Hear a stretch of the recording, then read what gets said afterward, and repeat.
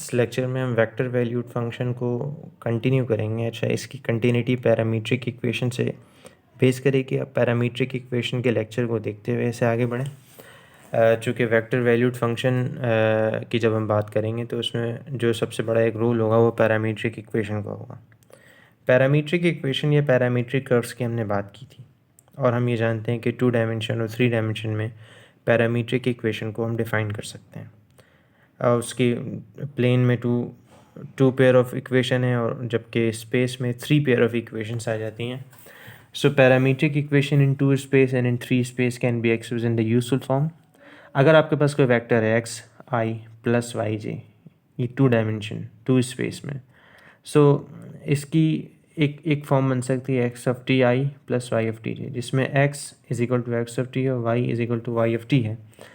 इसी तरह in 3 space में एक्स आई प्लस वाई जे प्लस जी के, ये x of T I plus Y of T J and plus ji of T k. हमने late किया कि late अगर कोई वेक्टर है एक्स आई प्लस वाई जे प्लस जी के, उसे आर से डिनोट किया। So alternatively R of T क्या होगा, X of T plus Y of T J and plus ji of T K. ये आर ऑफ टी एक वेक्टर है, एक वेक्टर को रिप्रेजेंट कर रहा है, like a position vector in a space curve in a parametric that represent a parametric curve. So इस तरह के function that are said to be vector valued function. By formal definition अगर देखें इसे, a vector valued function is a rule that assigns to each value of real number t one and only one vector. चूँकि function है और function आप जानते हैं कि यूनिकनेस प्रोवाइड करता है आपको, डोमेन की हर एक वैल्यू पर एक यूनिक वैल्यू प्रोवाइड करता है। यहाँ पे डोमेन जो है ये रियल नंबर होगा और वो टी को डिनोट करेगा, टी एज अ पैरामीटर, जबकि रेंज जो होगी वो किसी वेक्टर को डिनोट करेगी, यानी कि हर एक टी पर एक यूनिक वेक्टर आपको मिलेगा। तो इस टाइप के फंक्शन कहलाते हैं vector valued function. They are said to be vector valued function. That is R of T, ये एक वेक्टर वैल्यूड फंक्शन है which is X of T I plus Y of T J plus ji of T K. इसको अगर हम vector component form में लिखना चाहें तो इस वेक्टर की कंपोनेंट फॉर्म हो जाएगी X of T comma Y of T comma Z of T is a vector valued function of the real variable T. ये एक वेक्टर वैल्यूड फंक्शन है और किसका है ये, रियल वैल्यूड टी के। Where X of T Y of T Z of T are component functions, that is parametric curves. ये component functions कहलाएंगे इस वेक्टर वैल्यूड फंक्शन के। और ये होते क्या हैं, ये एक्चुअली पैरामीट्रिक कर्व्स को या पैरामीट्रिक इक्वेशन को डिनोट करते हैं। 2 डायमेंशन में 2 पेयर होंगे, 3 डायमेंशन में 3 पेयर्स होंगे। ना इसका हम कुछ एक इसकी प्रॉपर्टीज़ देखते हैं, उसमें हम क्या क्या काम कर सकते हैं इस वेक्टर वैल्यूड फंक्शन पे। इसका हम नॉर्म डिफाइन कर सकते हैं। If R of T is a vector valued function then its norm, because हम वेक्टर का नॉर्म डिफाइन करते हैं, its norm is defined as a norm of are of T which is equal to the square root of x of t square plus y of t square plus z of t square. x of t, y of t, z of t ये pair of parametric equation है जो कि given होंगे। Norm को अगर हम find out करना चाहें, लाइक फॉर एग्जांपल आपके पास एक पैरामीट्रिक फॉर्म में वेक्टर है आर ऑफ टी, एक वेक्टर फंक्शन है, वेक्टर फंक्शन या vector valued function t I plus t minus i j. ये आई और जे पोजीशन इसके स्टैंडर्ड बेसिस वेक्टर्स हैं। देन इसका जो नॉर्म है, डिफरेंट व्यूज़ हैं। Some author uses double bar, some author uses single vertical bar, they both are correct. So इसका simple आप क्या करेंगे, एब्सोल्यूट निकालने के लिए जो आयत वेक्टर फॉर्म की कोफिशिएंट है उसको उसका स्क्वायर लेंगे और जेथ वेक्टर फॉर्म के जो कोफिशिएंट है उसका स्क्वायर लेंगे, लाइक दिस, और इसका ओवरऑल आप एब्सोल्यूट या नॉर्म निकाल लेंगे। तो इस तरह नॉर्म आप वेक्टर फंक्शन के डिफ़ाइन कर सकते हैं। चूँकि वेक्टर फंक्शन इटसेल्फ एक वेक्टर है और every vector could be defined as norm. हर वेक्टर अगर वो उसकी ख़ास कंडीशन है, कंटिन्यूटी के साथ है, तो उसके हम नॉर्म को डिफ़ाइन कर सकते हैं। So we could define this norm. Calculus of vector valued function. Vector valued function के कैलकुलस को हम किस तरह देखते हैं? कैलकुलस की जब हम बात करेंगे तो उसमें हमें लिमिट्स भी डिफाइन करना होगा, डेरिवेटिव्स भी डिफाइन करना होगा, इंटीग्रल्स भी डिफाइन करना होगा, इसकी कंटिन्यूटी भी डिफाइन करनी होगी। तो अगर आपके पास एक vector valued function r of t है like this, and you could want to define the limits.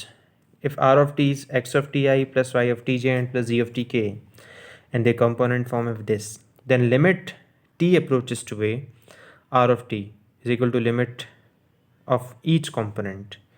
T approaches to x of t, t approaches to a y of t and t approaches to t approaches to a z of t.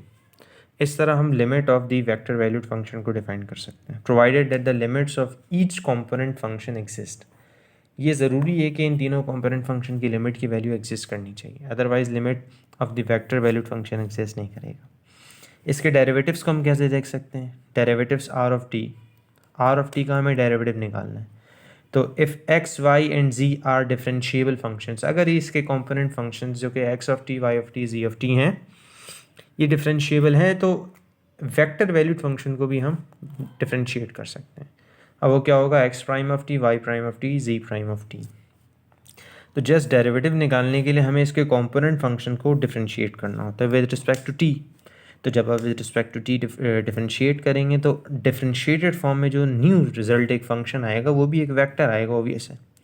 सो उसको आप derivative of the R of T कहेंगे।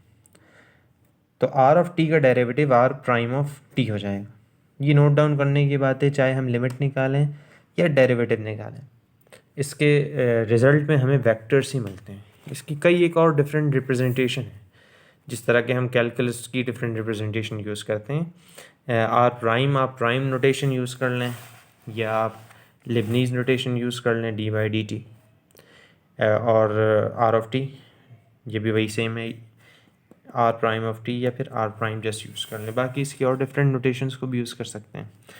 सो अगर हम देखें थोड़ा सा, ये एक आपके पास एक स्पेसिफिकली फॉर एग्जांपल एक वेक्टर फंक्शन है, सो इसका डेरिवेटिव क्या निकलेगा? Derivative of each component function.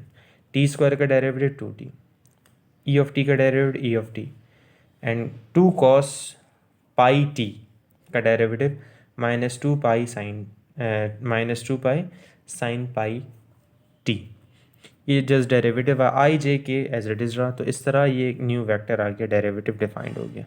इसी तरह अगर limit t approaches to zero पे हम कैलकुलेट करें तो ईच कॉम्पोनेंट फंक्शन के लिमिट को हम टी अप्रोचेस टू ज़ीरो से कैलकुलेट कर सकते हैं।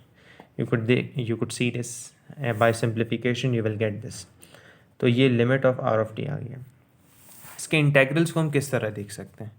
इंटेग्रल्स आप जानते हैं डेफिनेट इंटीग्रेशन भी हो सकते हैं, इनडेफिनेट इंटीग्रेशन भी हो सकते हैं। फिलहाल यहाँ पे हम इनडेफिनेट इंटीग्रेशन की बात कर रहे हैं। इनडेफिनेट इंटीग्रल इसका कैसे डिफाइंड होगा?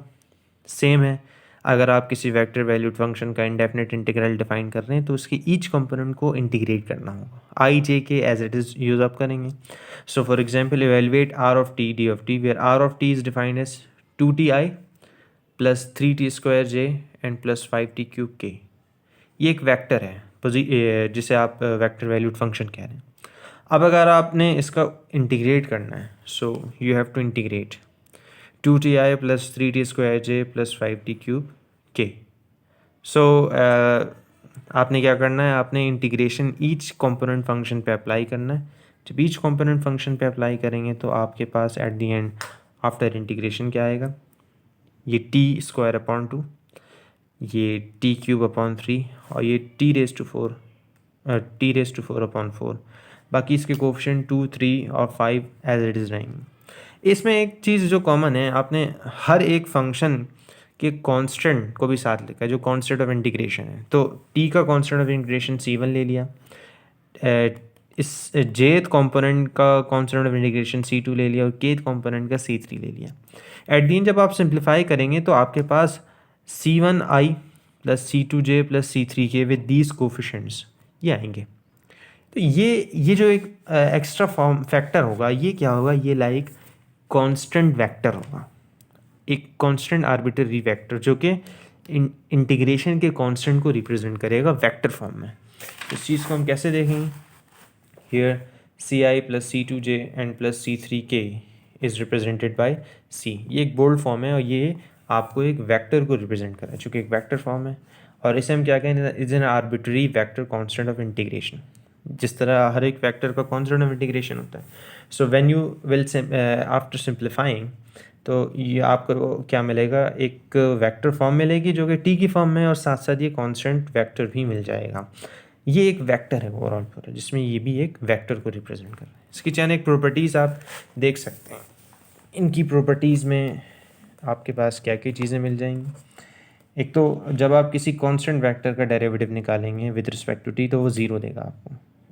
कांस्टेंट वेक्टर का डेरिवेटिव एक ज़ीरो कांस्टेंट के तौर पे आपको प्रोवाइड करके देगा।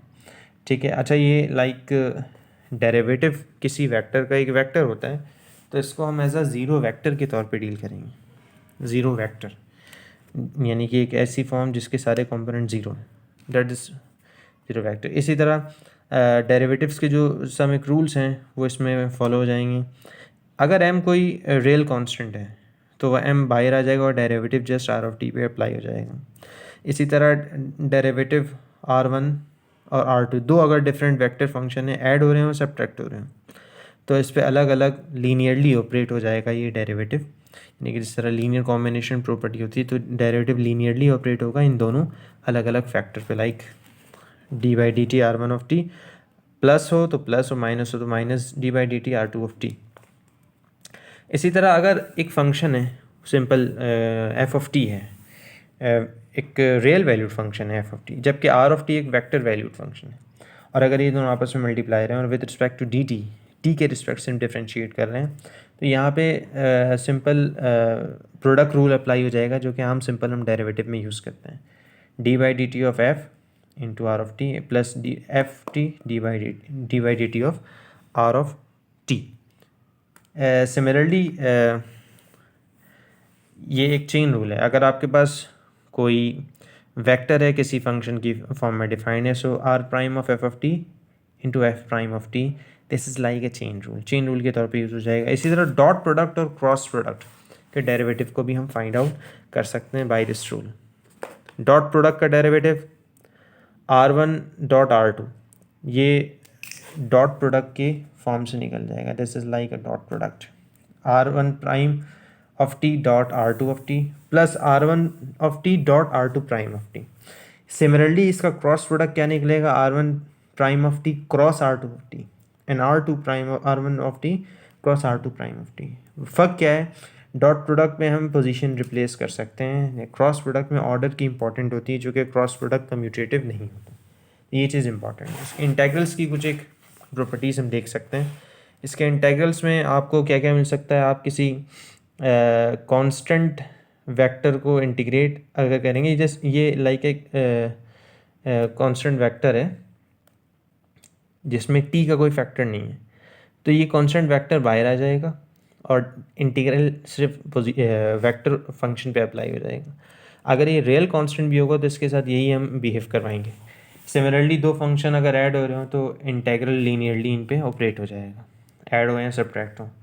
इसी तरह first fundamental theorem of calculus के मुताबिक अगर हम इंटीग्रल पे डिफरेंशिएट अप्लाई करेंगे तो इंटीग्रल और डिफरेंशिएट कैंसिल आउट होके आपको R of T again provide कर देंगे। सिमिलरली अगर डेफिनेट इंटीग्रेशन हो तो आपके पास पहले तो आप इंटीग्रेट करेंगे इसे लाइक दिस, इसका इंटीग्रल है are of T plus C constant vector. जब आप इस पर लिमिट अप्लाई करेंगे so this is R of B minus R of A, like this, इस तरह अप्लाई हो जाएगा। तो डेफिनेट इंटीग्रेशन की वैल्यू आप इस तरह डेफिनेट फंक्शन के तौर पे अप्लाई कर सकते हैं।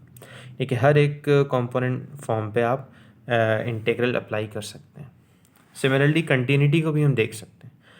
A vector r is continuous at a if limit r prime of t at t which is equal to r of a। तो ये कंटिन्यूटी की definition. r continuous at a if and only if its component function x of t y of t and z of t are continuous at a। अगर component function continuous होंगे तो r vector function भी continuous होगा। So this is a position vector, r of t like position vector है of the point this on C। Thus, any continuous vector R defines the space curve C that is traced out by the tip of are of T. तो ये कुछ एक properties थी जो कि हम integrals में देख सकते हैं। ये कुछ एक एग्जांपल्स हैं। That's it.